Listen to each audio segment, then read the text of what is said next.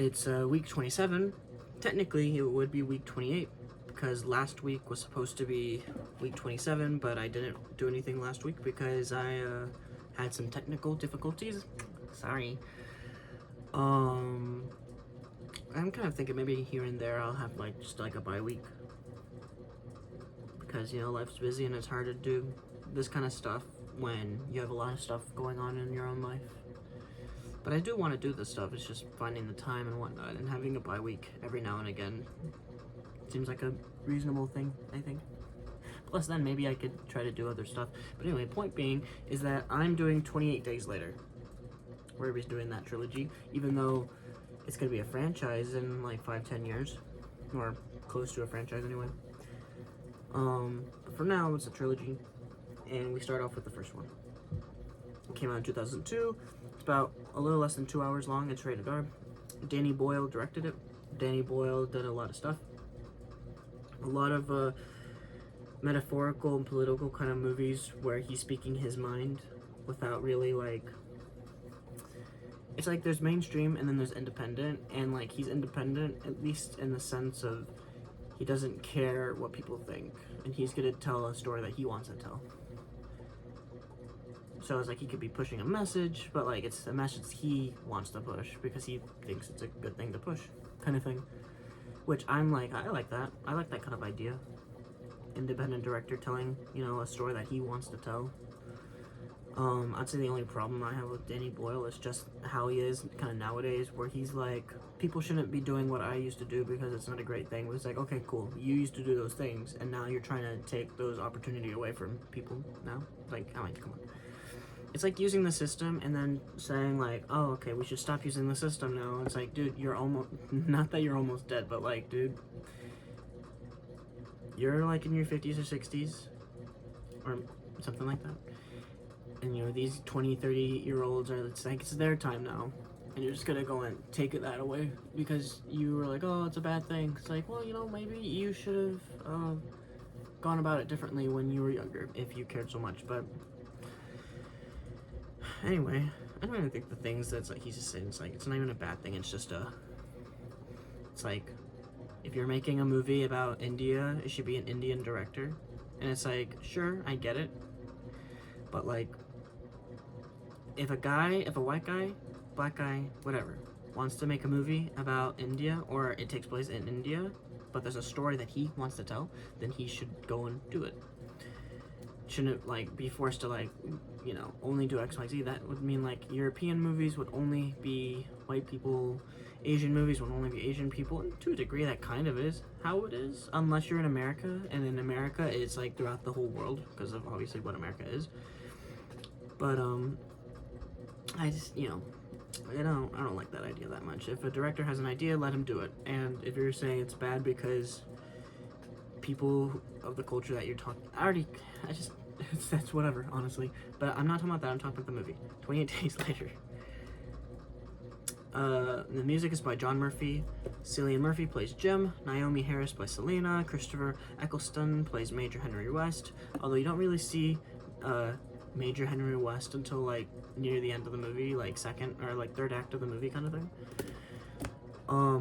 I'd say so.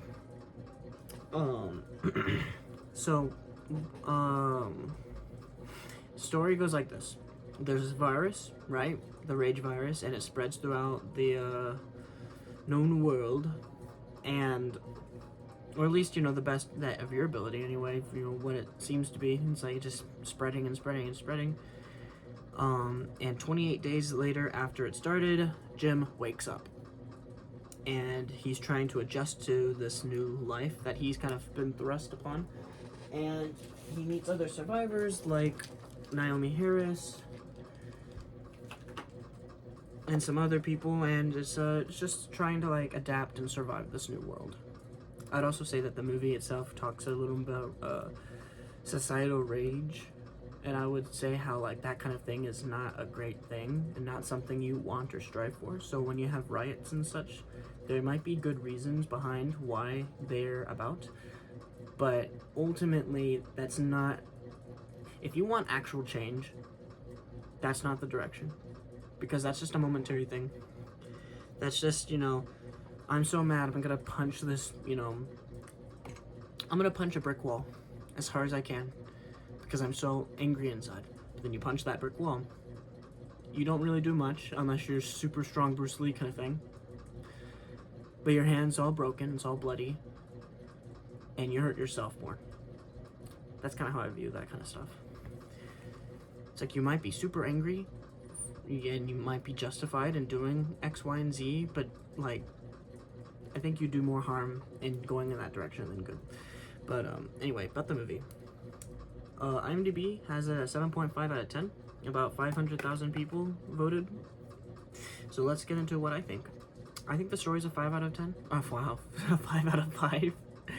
I think it's a really good story. I really like it. Jim wakes up from the coma. Him, like, going through London and seeing, all the devastation and such. Seeing no life. And then just him progressing with the survivors that he meets. It's, I would say it's really interesting and really cool. And in 2002, I imagine it's like the first of its kind in a movie. I know there's the Walking Dead comics. I'm not sure when those were written. Because, it starts off very similarly. But, anyway. And how the kind of story goes about it's very similar to, the first 3 of the Dead movies. Night of the Living Dead, Dawn of the Dead, Day of the Dead. Especially in kind of like what those movies kind of delved in a bit. Where like the first act of the movie is like, sorry. The first act of the movie is like 28 days later. Wow. The first act of the, I'm great. The first act of the movie is like Night of the Living Dead. The second act of the movie is like Dawn of the Dead. And the third act of the movie is like Day of the Dead. Try not to have a stroke here soon.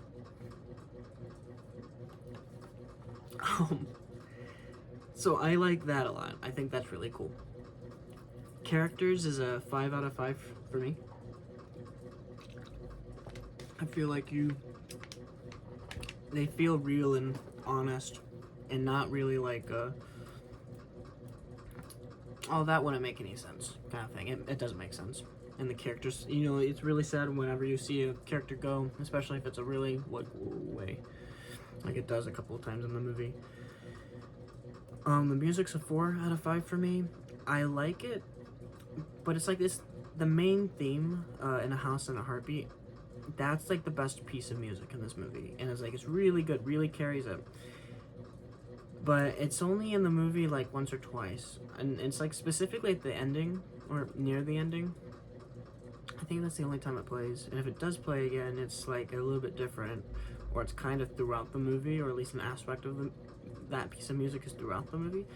But that's the only piece of music I could like go and just remember and like be like, hey, that could really like inspire me and like ideas and whatnot. So that's a 4 out of 5. The setting's a 4.5 out of 5. I really like the idea that you start in London and then you basically go through rural London. And it's just, seeing all the sights and seeing all the devastation, them on the highway, and seeing all of that kind of stuff. And seeing how, seeing the death that's all around about and no life, right? The only life that you see are, animal life. Which, But, I really like those kind of things. The effects / atmosphere of the movie, I would say is a 4 out of 5. As I was kind of saying about the setting and a little bit about the story too, especially the first 10 minutes of the movie where Jim is just walking through London and it's all empty. There's a bunch of newspapers all around and cars here and there, stuff, a bus knocked over here, and if you have a wide shot of everything, it's just so quiet, you don't see anything, and that's amazing, I think. It really brings the idea that, hey, he's, the only living person in London. That's what it kind of gives off, it gives off, Last Man on Earth vibes. Until, of course, he meets the infected, and then he meets other survivors. Which, that, in of itself, that scene, when he first meets the infected, that's a really good scene, too. So, overall, I would say that this movie, for me, is a 4.5 out of 5. Really good. Should you watch it? Yes, I'd say so. I know 28 Years just came out. I will talk about that movie in a couple weeks. But, do you need to watch 28 Days and 28 Weeks to watch and understand 28 Years? I suppose. But then again, not really, because in the beginning of 28 Years, you like in the first 5 minutes, you understand what kind of world you're living in. And then it kind of tells you a little bit about the world and sets it up. And so I would say that, like, not really. You don't need to watch Days or Weeks, but, you know, it doesn't hurt, I suppose. So that's that. Let's go over the IMDb reviews, shall we? The 1 out of 10s. Shockingly stupid film. Massively overrated. Overrated, nothing special. The days are numbered for the British and... the days are numbered for the British film industry. Whoever wrote that, the days are numbered for the British film industry, that was in 2002. I haven't seen any British films lately. I know there are some pretty interesting ones, but they're like cheesy movies. I have to go and like check back on just try like movies in general and see if they're all silly or not. Because if they're all silly, then like that guy might have been right. But like if there's some good ones, then like cool. Like the first one I could think about is like Cockneys versus Zombies and like Shaun of the Dead and whatnot. And it's like those are silly movies.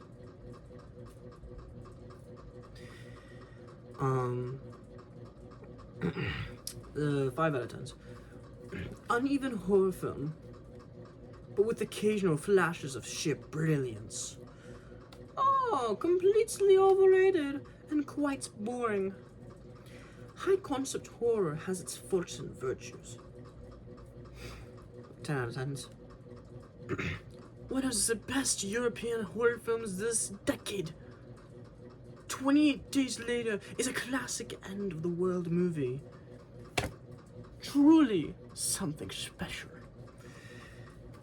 I guess that voice is a bit rusty, huh? But I guess ultimately the kind of point is it artsy? Yeah, I suppose a little. It is like, it has a message. I don't say the movie itself is pretty good. I mean, obviously, I give it a 4.5 out of 5. So, should you watch it? Yes. At least once, if you haven't before. So, I'm Sam, Flying Kite. This is The Horror Show. I did 28 Days Later. And, yeah. I'll see y'all next week for 28 Weeks Later.